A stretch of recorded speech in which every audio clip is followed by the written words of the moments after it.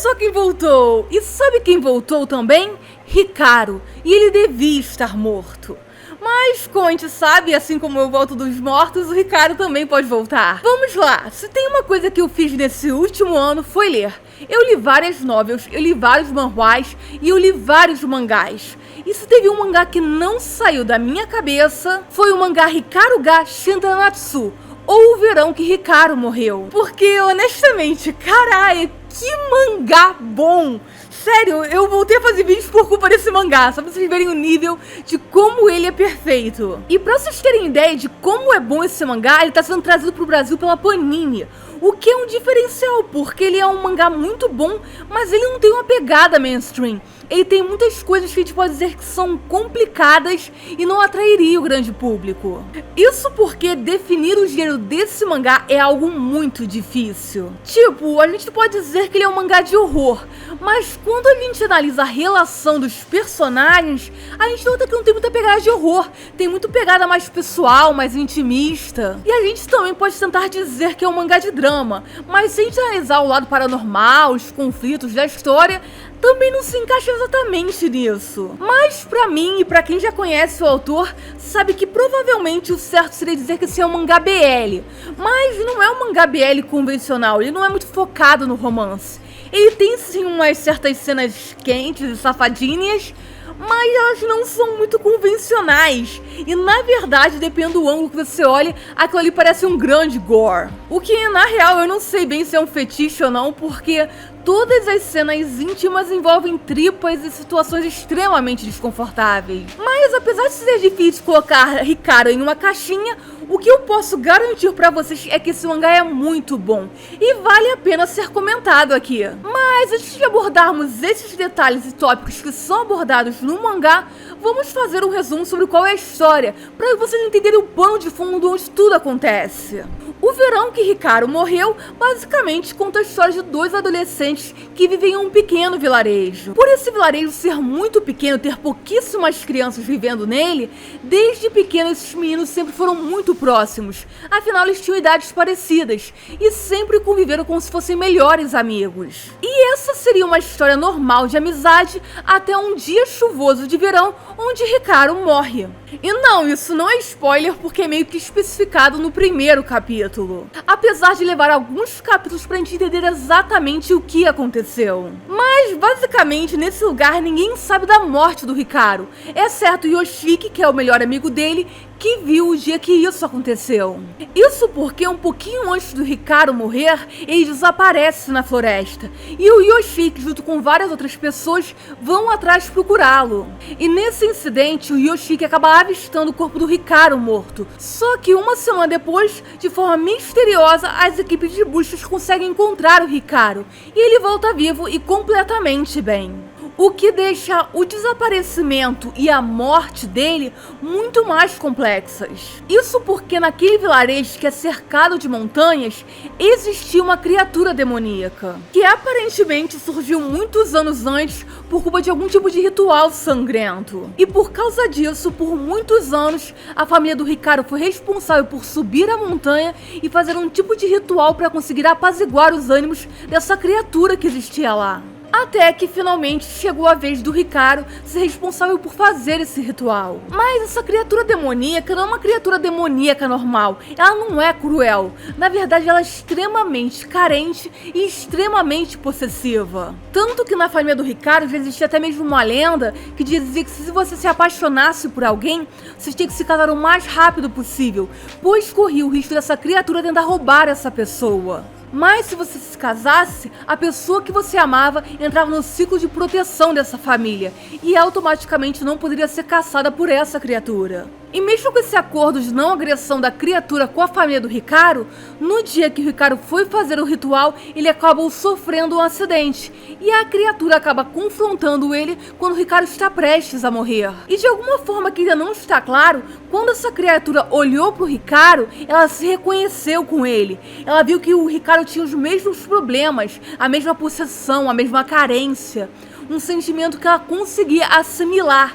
E por consequência ela viu a oportunidade de se fundir com o Hikaru. conseguindo finalmente tomar o corpo dele pra ela. E é interessante que posteriormente a gente descobre todo esse sentimento de carência, de possessão que Hikaru tinha, que era semelhante a essa criatura, era por culpa de uma pessoa, Yoshiki, que era o melhor amigo do Hikaru. Então, como eu já tinha dito que era um mangá BL, a grande surpresa nisso é que o Hikaru era gay, e a pessoa por quem ele havia se apaixonado era o melhor amigo dele. E é aí que nasceu uma grande insegurança e complexo no Hikaru, porque diferente das outras pessoas da família dele, que podiam se apaixonar e se casar o mais rápido possível para proteger a pessoa amada dessa criatura, o Hikaru não tinha essa opção. Isso porque se casar ou se declarar para o seu melhor amigo, sem saber da sexualidade dele, não era uma opção para um adolescente como o Hikaru. E isso não era o único limitador para a relação deles. Como a família do Hikaru era responsável por esse ritual, eles nunca poderiam deixar o vilarejo. Então eles poderiam sair por alguns dias, visitar outros lugares, mas eles precisavam continuar vivendo ali e vigiando aquela criatura. E desde cedo, o Hikaru sempre percebeu que Yoshino sempre tinha muita vontade de sair daquele lugar. Ele queria ir para Tóquio e ver uma cidade maior, não viver naquela sociedadezinha pequena e cheia de preconceitos. E o Hikaru sabia que isso não ia ser uma opção para ele. Então mesmo que ele se declarasse e Yoshino gostasse dele, ele não via a possibilidade deles terem um futuro juntos. Já que como qualquer vilarejo pequeno que moram poucas pessoas, é um lugar restrito, cheio de preconceito, cheio de fofoca, não é muito amigável para adolescentes gays. Até porque se na cidade grande já tem problema, imagina como era naquele lugar. E no dia que o Hikaru desaparece, o Yoshino sente a falta dele, tanto que ele se reúne à equipe de buscas para procurar um amigo, mas quando ele encontra o amigo dele morto, é um choque, ele não consegue compreender o que aconteceu.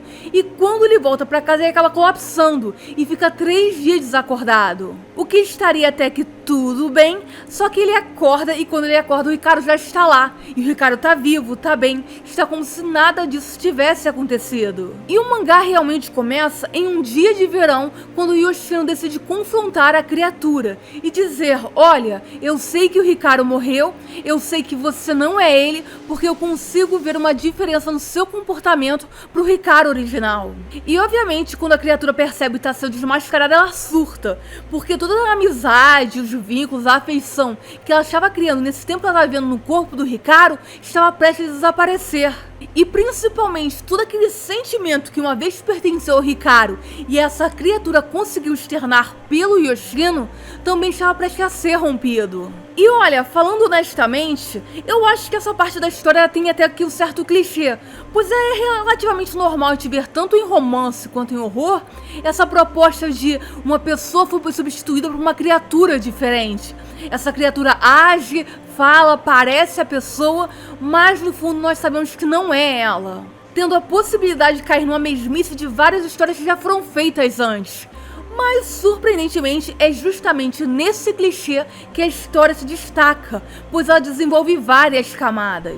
Começando pelo mais simples de todo, o Yoshino está em luto. Tipo, o melhor amigo dele acabou de morrer, ele sabe que o amigo dele morreu e ele precisa lidar com isso. Mesmo que exista um substituto ali, ele sabe que não é o Hikaru. E como com várias pessoas que já sofreram luto, ou na infância ou na adolescência, nem sempre a parte mais difícil é você aprender a conviver com a ausência da pessoa lá.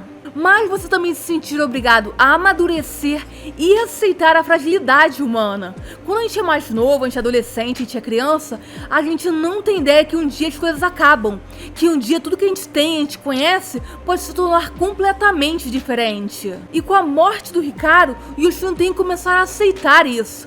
Tem que aceitar que nem tudo vai ser como ele conhece, que aquela vida que ele conhece naquele vilarejo não vai ser assim para sempre. E essa parte da história é extremamente bem feita, porque ela é construída de forma muito sutil. Tipo, quando tem os flashbacks que mostram o Yoshino no passado, a gente vê um garoto brincalhão, que se diverte muito, que fala besteira. Mas quando a gente olha o Yoshino atual, ele é muito mais cauteloso, assustado. Ele é uma pessoa que sabe organizar muito melhor o tempo dele, como se ele soubesse que a qualquer momento tudo pode mudar, então ele tem que estabelecer prioridades para o que ele quer fazer. Pois ele finalmente entende que a qualquer momento tudo que ele conhece e sabe sobre o mundo pode simplesmente ser destruído, pode simplesmente desaparecer. E nesse ponto da história eu sinto que meio que rola muito referência com aquele livro O Corpo, do Stephen King, que são 4 amigos que vão subir lá para uma floresta, para uma montanha, para encontrar um corpo de uma pessoa que morreu, e quando eles encontram o corpo, eles veem que não era exatamente o que eles esperavam. Isso porque todo esse percurso que eles tiveram até chegar ao corpo é um momento que eles abandonam a infância, eles começam a encarar os problemas, e eles começam a perceber que aquela grande amizade que eles têm não é algo imutável, que é uma coisa que vai acabar se desgastando com o tempo. E que na vida adulta, por várias vezes, você vai em procura de alguma coisa, e quando você chegar e conseguir essa coisa, você vai perceber que não é exatamente o que você esperava, aprendendo a lidar com sentimentos de frustração. O que é basicamente o que rola com o Yoshino, porque ao mesmo tempo que ele sempre pensou que queria abandonar aquele vilarejo, aquela vida, que ele não queria aquilo, quando ele percebe que isso pode desaparecer a qualquer momento, ele começa a ter aquele saudosismo, aquele sentimento de angústia. E ele por muito tempo cultiva uma revolta tão grande com aquele lugar, com aquelas pessoas, que quando ele amadurece ele percebe que era uma bobagem, que aquilo ali é tão passageiro, que vai desaparecer tão rápido da vida dele. Pra que cultivar sentimentos negativos sobre aquele lugar ou sobre aquelas pessoas? E depois de a gente ver essa camada do luto e da frustração do Yoshino, finalmente a gente chega na camada do romance. Isso porque, aparentemente, Yoshino não correspondia aos sentimentos do Hikaru. Não ficou muito claro se ele é ou não gay, essa possibilidade ainda está sendo abordada na história, mas ficou óbvio que o sentimento do Hikaru era algo unilateral. E agora que o Yoshino sabe como é doloroso perder alguém, ele começa a valorizar muito mais os momentos que ele vive com as pessoas, ao ponto que ele começa a construir relações muito fortes, principalmente com o falso Hikaru, com essa criatura que substituiu o amigo dele, dando muito mais valor ao tempo que ele passa com esse novo Hikaru. E, incrivelmente, isso escala para um nível de reciprocidade muito maior do que ele tinha com o Hikaru original.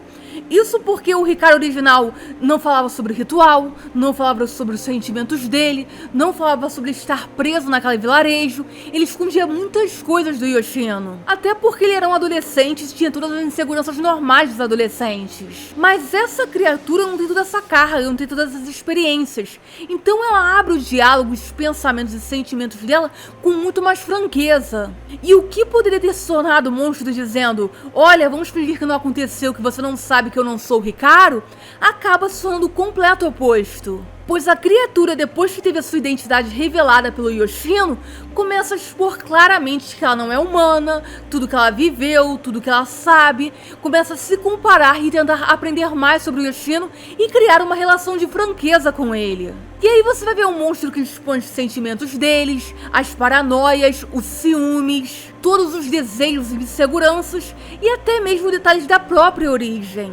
Ele não tem aquele sentimento de humanidade de dizer: opa, eu vou esconder os meus lados feios. Ele mostra exatamente o que ele é. E por estar rolando um sentimento de projeção dos sentimentos da criatura pelo Yoshino, a gente começa a ver um sentimento bem desesperado da criatura. Aquela criatura ansiosa, querendo que o Yoshino saiba tudo sobre ele, toque todo o corpo dele, esteja sempre com ele. E, incrivelmente, esse é um exemplo perfeito de como é o primeiro amor, que é aquele amor implacável, obsessivo, onde a pessoa não tem controle sobre os próprios sentimentos, já que ela nunca viveu isso antes. E como essa criatura tá vendo pela primeira vez em sociedade, ela não tem aquele autocontrole, ela não tem aquele negócio de: epa, eu tô exagerando, melhor eu ir com mais calma.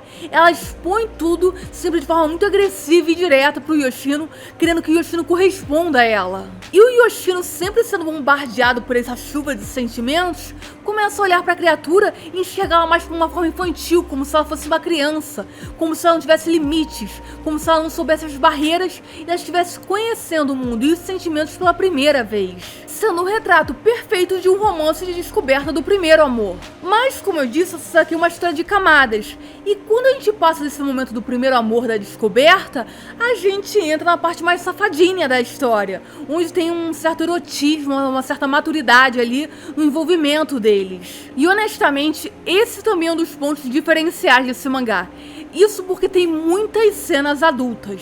tem muita cena mais 18, mas nenhuma dessas cenas é convencional. E todas elas meio que caminham uma linha que divide entre o erotismo e o desconfortável, o romântico e a toxicidade, sendo impossível você não se sentir atraído, mas ao mesmo tempo extremamente desconfortável com o que é apresentado ali. E eu admito que eu conheço outras obras desse autor e eu sei que esse é um aspecto do trabalho dele. Ele realmente gosta de criar cenas inusitadas, cenas que te faz pensar e sentir sempre um desconforto com o que está acontecendo ali. E exemplificando para vocês entenderem, em uma cena do mangá, por exemplo, quase rola uma cena de abuso do Hikaru, criatura, contra o Yoshino. Só que como essa criatura não é humana, esse abuso é diferenciado. Tudo começa porque o Yoshino tá encontrando com uma mulher fora da cidade, aí a criatura fica insegura, ela sente que o Yoshino tá ficando com frieza, e quando eles estão sozinhos na sala de aula, a criatura decide atacar o Yoshino. E rola o que seria clichê numa dessas cenas de, sei lá, você pular em cima da pessoa, agarrar e falar, eu vou fazer alguma coisa com você. Só que quando a gente lembra que mangá é esse, fica muito difícil de definir o que está acontecendo ali. Essa criatura vai abusar do Yoshino ou vai devorar ele? Isso daqui é uma cena de pá, ou é uma cena de canibalismo? Honestamente, não dá pra saber. A gente sente que tem um certo momento de horror ali, mas também tem um certo teor sexual. E é aí que entramos na última camada dessa história, o horror, o gore, o desconfortável e assustador. A real é que toda a base dessa história é uma história de horror e de suspense. É sobre uma criatura paranormal entrando num vilarejo, substituindo uma pessoa e acabando enganando as pessoas ao redor dela.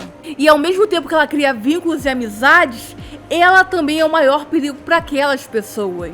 E como qualquer mangá de suspense e horror, ela tem vários clichês que a gente vê em várias outras histórias. Como, por exemplo, todo mundo do vilarejo sabe que tem essa maldição e essa criatura, mas ninguém fala sobre isso. Já houveram pessoas que vivenciaram a mesma relação que Yoshino está vivenciando, e todas elas tiveram um final trágico, fazendo a gente pensar que Yoshino pode ser a próxima vítima, ou ele pode ser de fato diferente e conseguir contornar isso. As criaturas propriamente ditas da montanha, que são sempre um perigo iminente para todas as pessoas ao redor.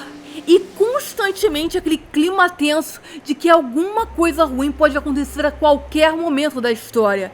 E nesse ponto a gente tem que frisar principalmente a arte da história. Isso porque os traços desse mangá têm uma pegada bem dramática. Então por várias vezes a situação vai estar tão tensa que vai mostrar algum quadro de alguma coisa e você vai pensar, ai meu Deus, tem alguma coisa ruim acontecendo aqui. Até que você vai olhar a segunda vez e vai perceber, calma, não é nada de errado, é só um girassol. Isso porque o roteiro te deixa condicionado a pensar que tudo que vai acontecer e vai aparecer no momento seguinte é algo negativo, é algo ruim. E coisas comuns do cotidiano acabam te deixando desconfortável, com medo, meio que esperando ansiosamente pelo que vai acontecer a seguir. E a arte também detalha muito bem a expressão no rosto dos personagens. Já que como essa história é uma história de várias camadas, a gente vai ver por vários momentos os personagens felizes, excitados, irritados, apavorados, e tudo isso fica bem estampado na cara deles. A gente consegue sentir muito bem a ambientação e a tensão que cada um está vivendo com base no que está desenhado na face de cada um. E não são raros os momentos que a gente vê uma complexidade na cena quando um personagem está muito casual, está muito de boa, e o outro personagem está completamente apavorado, mostrando que as posições ali de poder, a situação deles está em desequilíbrio, fazendo inevitavelmente com que o leitor se sinta ainda mais angustiado. E sério, nossa, que mangá bom. Eu acho que é impossível você não gostar de Hikaru depois que você dá uma chance pra ele. Isso porque mesmo que você não goste de algum elemento desse mangá, por ser um mangá de várias camadas, vai ter algum elemento ali que vai te prender, vai ter algum motivo ali que você vai querer seguir com essa história. E se a flexibilidade de gênero desse mangá não for o suficiente pra te prender, com certeza a forma que ele trabalha com os clichês vai ser o suficiente para prender a sua atenção. Isso porque Hikaru não trabalha com desconstrução. Ele não pega um clichê que tá totalmente saturado e trabalha com uma perspectiva diferente em cima desse clichê. Então ele não é uma Madoka mágica que pega garotas mágicas e mostra as dificuldades das lutas delas. Ou não é uma Frieren que mostra que existe uma vida depois que você luta contra o Rei Demônio. Hikaru é clichê e se constrói em cima dos clichês que a gente já conhece. Só que em vez de tentar abordar esses clichês de uma forma diferente, ele pega os clichês, constrói seu alicerce e vai construindo cada bloquinho em cima disso, conseguindo transformar essa história em uma história muito mais densa, sem fugir do que a gente já conhece e tá habituado. E olha, eu não sou o tipo de pessoa colocando a mão no fogo por qualquer mangá. Teve vários mangás aqui que eu já elogiei e eu disse, eu gosto muito, mas esse mangá não é pra qualquer um. Mas com Hikaru eu vou fazer diferente. Eu acho que sim. Eu acho que Hikaru é um mangá que vale pra qualquer um.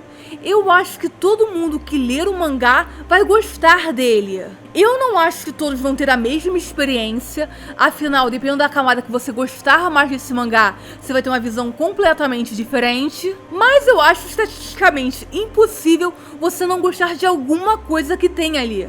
Se não for o romance, vai ser o suspense. Se não for o suspense, vai ser o drama. Se não for o drama, vai ser o gore. E se não for o gore, vai ser as cenas adultas. Alguma coisa que você lê nesse mangá vai fazer você querer continuar lendo e tentar descobrir se no final o Yoshino vai ou não sair dessa. Afinal, conviver com uma criatura como o Hikaru não parece ser a escolha mais certa e mais segura. Mas abrir mão de uma relação, de uma criatura que abriu o coração dela completamente pra você e te colocou em cima de um pedestal, com certeza não é a coisa mais fácil a se fazer. E é isso, esse foi meu mangá favorito de 2023. Provavelmente vai ser o mangá favorito de 2024. Isso se o mangá não acabar no próximo capítulo, porque as cenas são tão tensas que se o Yoshino morrer no próximo capítulo, não vai ficar forçado. A gente meio que espera essa possibilidade acontecer. E eu recomendo, sério, se você ainda não leu, vá ler, porque realmente vale a pena. E pra quem se pergunta se eu vou voltar ou não a fazer vídeos, eu vou voltar porque, como eu disse, eu li muitos mangás, manhwas e novels no ano passado, e eu quero falar sobre elas pra vocês. Principalmente agora que eu consegui organizar minha rotina pra fazer vídeo da forma mais fácil e preguiçosa possível. E eu digo isso porque eu tô gravando do celular. E é isso, se você gostou desse vídeo, deixe seu gostei. Se você não gostou, deixe o seu não gostei. Se inscreva no canal pra ver mais vídeos. Até o próximo vídeo. Já, né?